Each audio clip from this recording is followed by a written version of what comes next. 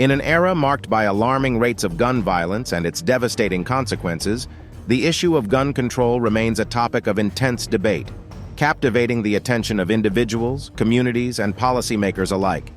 It involves a vast array of interconnected factors, such as the regulation of firearms, accessibility to weapons, the implications of the Second Amendment, mental health considerations, the alarming link between domestic violence and guns, the nefarious world of gun trafficking, the pervasive influence of the gun lobby, diverse international perspectives, the impact of technological advancements, and the potential efficacy of community-based approaches. By examining these dimensions, along with compelling evidences, robust statistics, and upsetting examples, we can navigate the complexities of gun control debate and forge pathways towards pragmatic solutions.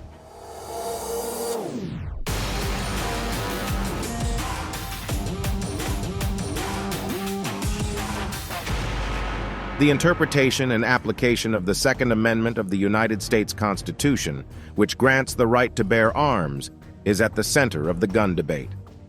The Second Amendment reads, "A well-regulated militia, being necessary to the security of a free state, the right of the people to keep and bear arms shall not be infringed." There are two main schools of thought regarding the Second Amendment: the individual right theory and the collective right theory. The individual right theory holds that the Second Amendment protects an individual's right to own firearms for self-defense and other lawful purposes. The collective right theory holds that the Second Amendment protects the right of states to maintain militias, and that individuals do not have an individual right to own firearms. The debate around is influenced by various factors, including public opinion and gun violence statistics. So I see no conflict between saving people's lives and defending the Second Amendment. Well, the D.C. versus Heller decision was very strongly, and she was extremely angry about it. I watched, and she was very, very angry when upheld. Gun violence and public safety are significant concerns in the United States. The country has the highest rates of gun violence in the developed world, with over 45,000 gun-related deaths in 2020, including over 24,000 suicides. These alarming statistics fuel the debate on gun control measures. Advocates for stricter gun control argue that it is necessary to prevent mass shootings, homicides, and suicides, while opponents emphasize the importance of self-defense and personal safety.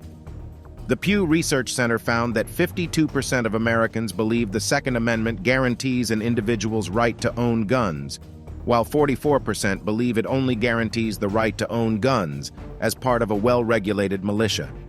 Mass shootings at schools, churches, and public spaces have triggered debates about the accessibility and regulation of firearms. In 2023 alone, there have been over 250 mass shootings in the United States. The Sandy Hook Elementary School shooting, the Las Vegas shooting, and the Uvalde school shooting are few pertinent events which underscore the urgency to address the issue of gun violence comprehensively. Our nation is shocked and saddened by the tragedy today. The majority of those who died today were children. Innocent children. Beautiful, innocent, second, third, fourth grade. One main point of contention in gun control debate is that of comprehensive background checks on all firearm purchases.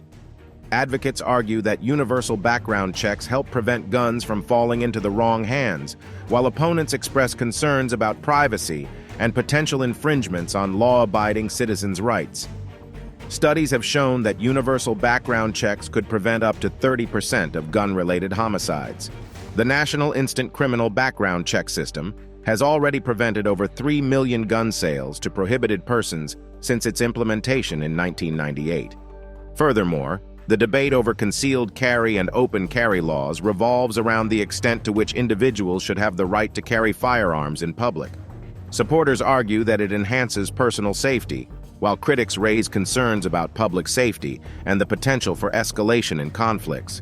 Research indicates that concealed carry laws do not appear to have a significant impact on crime rates. However, a study by the Harvard Injury Control Research Center found that open carry laws are associated with an increase in gun homicides. Another study by the University of Chicago found that concealed carriers are more likely to be involved in gun-related accidents than non-carriers. Additionally, gun-free zones, such as schools and government buildings, are hotly debated issues. Advocates argue that gun-free zones reduce the likelihood of gun violence, while opponents argue that they create vulnerable targets and disarm law-abiding citizens.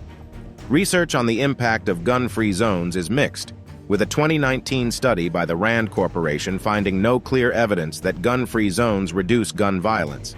However, a study published in JAMA Internal Medicine found that gun-free zones in hospitals were associated with a lower risk of firearm assault. We make 5-minute videos on current issues. Support us through your likes, share, and subscribe our channel as well. I am a very strong supporter of the Second Amendment, and I don't know if Hillary was saying it in a sarcastic manner, but I'm very proud to have the endorsement of the NRA, and it's the earliest endorsement they've ever given to anybody who ran for president. So I'm Likewise, very honored. assault weapons bans are another point of contention in the gun control debate. Advocates argue that banning assault weapons can help prevent mass shootings, while opponents argue that it infringes on the rights of law-abiding gun owners and that the definition of an assault weapon is subjective. However, studies have shown that the 1994 federal assault weapons ban was associated with a reduction in mass shooting fatalities. The mental health aspect of the gun control debate highlights the intersection between gun ownership and mental illness. Advocates argue for improved mental health screening and access to care to prevent individuals with mental illnesses from obtaining firearms, while opponents caution against stigmatizing mental health and emphasize the importance of protecting the rights of individuals with mental illnesses.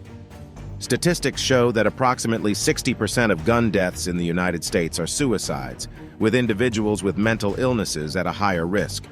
Another major issue is that of domestic violence, where gun control are closely linked, as firearms increase the lethality of domestic violence incidents.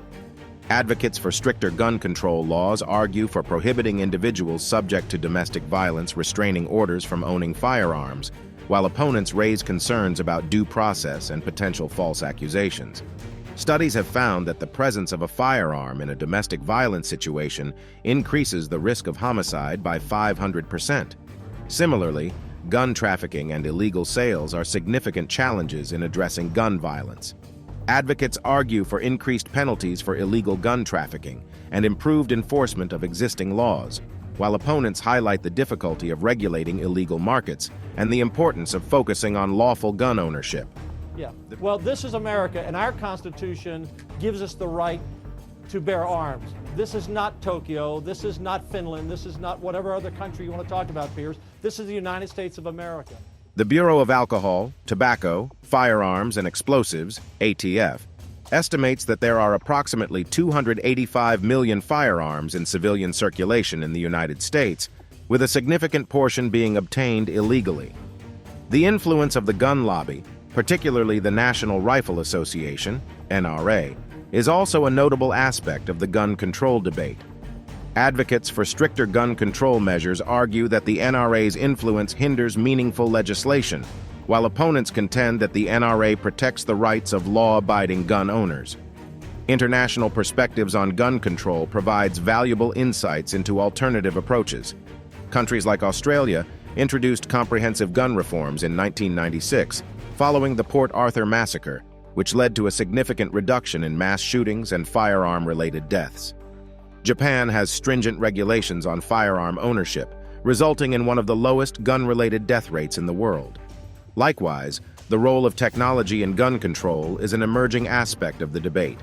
Smart guns, which use biometric or proximity-based technologies to ensure only authorized individuals can operate them, have the potential to reduce firearm accidents and prevent unauthorized access to firearms.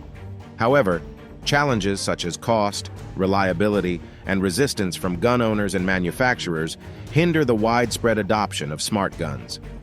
In the United States, the gun control debate is complex and multifaceted, with diverse perspectives and considerations. Balancing individual rights, public safety, and the prevention of gun violence requires thoughtful and evidence-based approaches. Tell us about your perspective about the gun debate in America in the comments below. Thanks for watching. Please like, share, and subscribe our channel for more interesting videos.